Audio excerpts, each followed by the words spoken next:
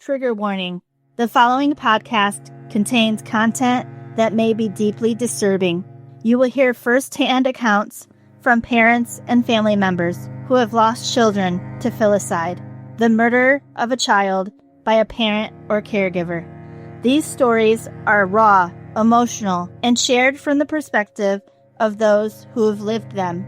They include details of unimaginable loss, system failures, and trauma. Please take care while listening.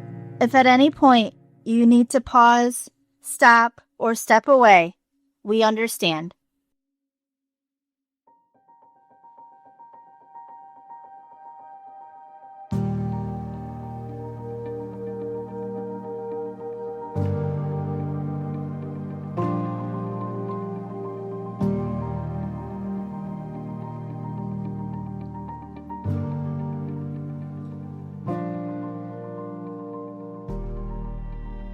Welcome back to Voices Against Filicide. I'm your host, Hope Hooton, and a mother who has walked this journey and an advocate, turning pain into purpose. This podcast sheds light on filicide cases, statistics, who these children were, and the advocacy being done in their honor, and so much more. This podcast is the reason I am spreading my voice and sharing what happened not only to me, but also happens to parents all across this country. Together, we speak truth, honor their lives, and fight for change. And today, I have the honor of sharing Pierce's story with you, with the full permission of his mother, Lesley Hu. Thank you, Lesley, for letting me honor Pierce, share his story, and what you are doing to bring change for other children so that other families don't have to go through what we have. First, I want to tell you a little bit about Pierce. Pierce was a bright, vibrant 9-year-old boy that lived in San Francisco. He was a proud San Franciscan. He loved eating at the Salt and Straw, and he loved playing with his friends, and he enjoyed spending time with his mom. On January 13th, 2021, just before sunrise, in San Francisco's Marina District, a bright 9-year-old Pierce was murdered at the hands of his father in the most brutal, intimate way. He was shot in the heart. After taking his own son's life, Pierce's father also took his own life. It was an act of filicide, cold, calculated, and tragically preventable. Lesley had divorced Pierce's father in 2015. Like so many mothers, she was advised that shared custody was the only likely option and outcome, because courts often prioritize the involvement of both parents, despite any red flags that might have been raised. This is what we need to change in our court system. She tried to co-parent. She tried to keep the peace. But Pierce's father held dangerous conspiracy beliefs. Here are just a few. He believed that Barack Obama was born in a cave in Colorado and groomed by the Illuminati.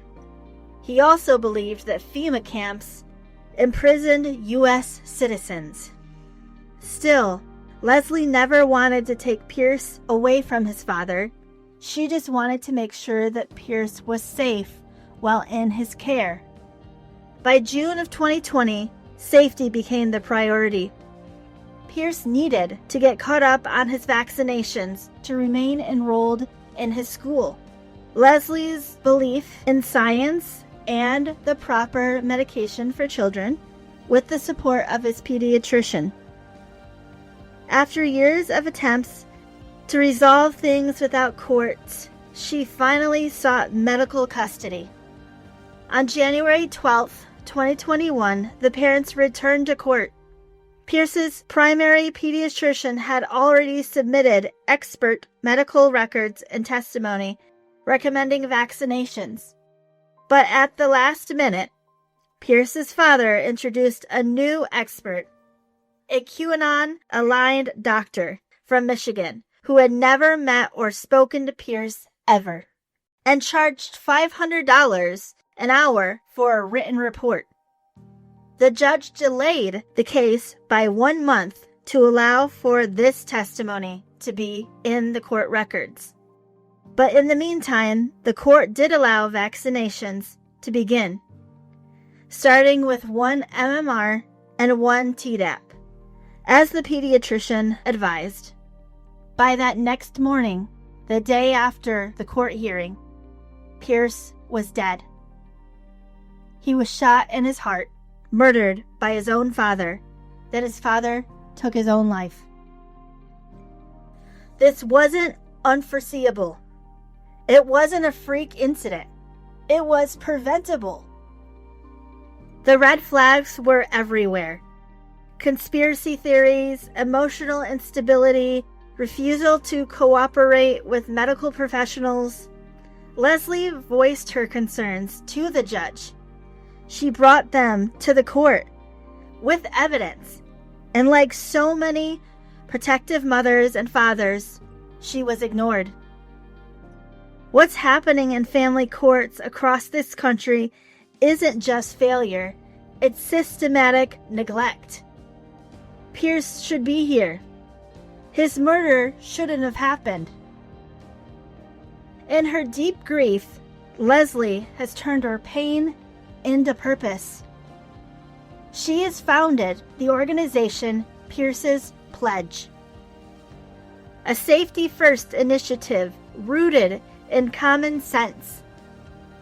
Pierce's Pledge encourages attorneys to require written signature that their clients will remove weapons, especially firearms, off-site during a custody dispute. Statistically, 90% of filicide cases during custody disputes always involve guns. Filicide during custody exchanges happen every 6 days in America. Pierce's Pledge is a direct, proactive step that helps limit the most common tool used to commit these crimes. While no law or policy can undo what happened, it can prevent future tragedies from occurring.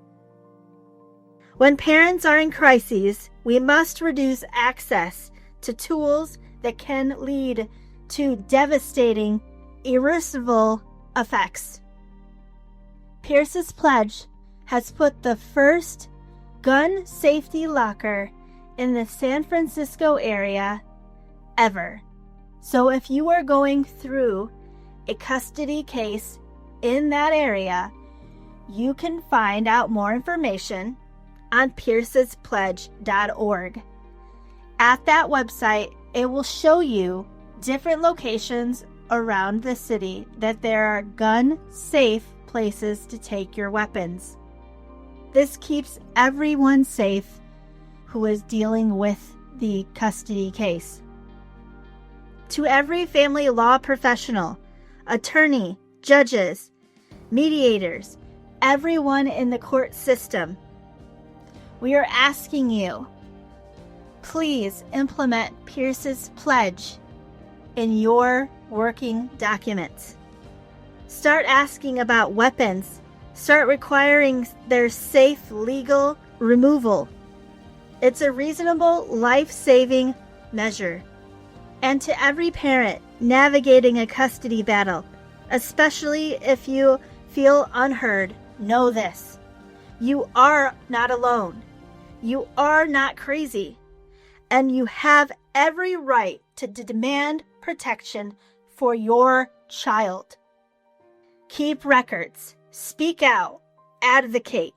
Don't give up, even when the system wants you to.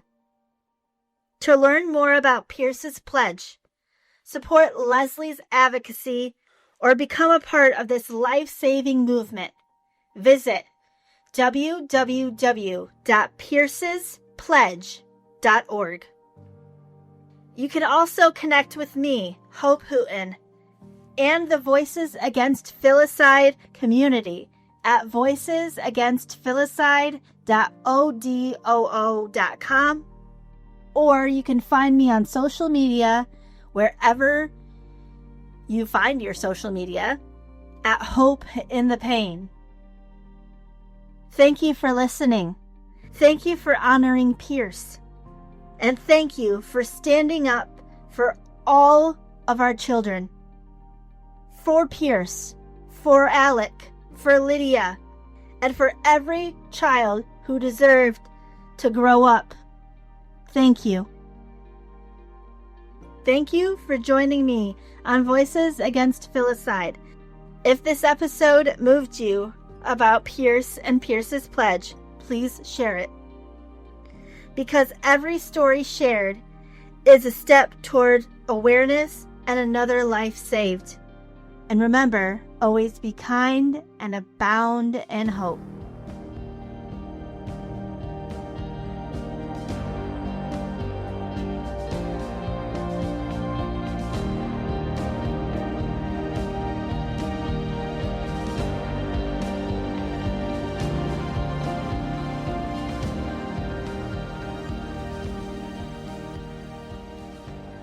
Next week on Voices Against Filicide, we travel to a small town in Georgia to learn about the life stolen from a little girl named Emily Grace, a child whose light was taken far too soon.